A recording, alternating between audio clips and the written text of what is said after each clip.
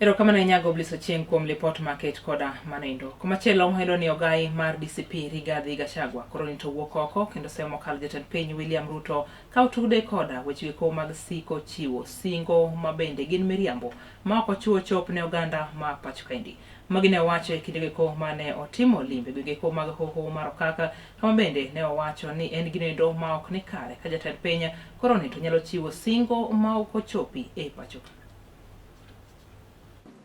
Watu ya Murwakir wameumia zaidi, hasa mashamba yao kunyakuliwa na kuibiwa na kuuawa na kupigwa risasi, na hiyo ni maneno hatuwezi kubali. Na nyinyi mkifanya makosa, mchague kiongozi wa Yesa wa Kasongo, mumepata shida. Na ile mtu nasikia ameletwa pale na UDA ni mtu ya Yesa, si ndio? Si muko na matatizo? Sasa huyu hawasaidia nyinyi. Huyu Kasongo ameunga yeye mkono kutoka 2013. Mkamwangusha. Akasimama 2017 na 2022 na 2027 na 2026. Tarehe 14 mwezi wa 5 mtamwangusha. Si aliangushwa na nyinyi? Kuna pahali mumeenda?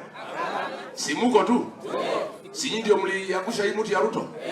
Hata kuuliza Inspector General of Police, tangu huyu Kimani Ichung'wah atoe vitisho publicly, Deputy President akiwa amekaa hapo, hakuna hatua amechukuliwa, hajaambiwa aandike taarifa. Sasa nilisikia juzi at DCI vile nimesema 500 million imeibiwa, anasema ati ninatakiwa nijibu. Imetokea kwamba hiyo deal ya mafuta ilikuwa approved by National Security Advisory Committee. DCI anakaa kwa hiyo kamati. So yeye atachunguzwa na nani? Yeye mwenyewe wako kwa hiyo kamati.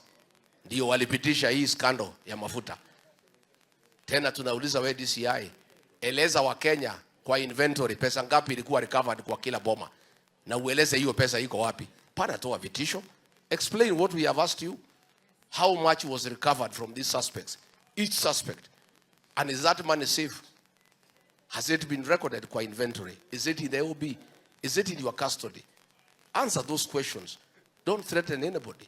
In any case, you sat in NSAC where it was approved. So unless you want to investigate yourselves, you must step aside. You cannot investigate that matter because you are part of the team that approved that scandal.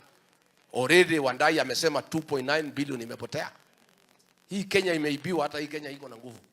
Ile wizi iko kila siku. Every day wanaiba 3 billion. Hata hii Kenya ni nchi iko na nguvu ya kwamba haijaisha. So bwana DCI, please, you sat in the committee that approved that deal.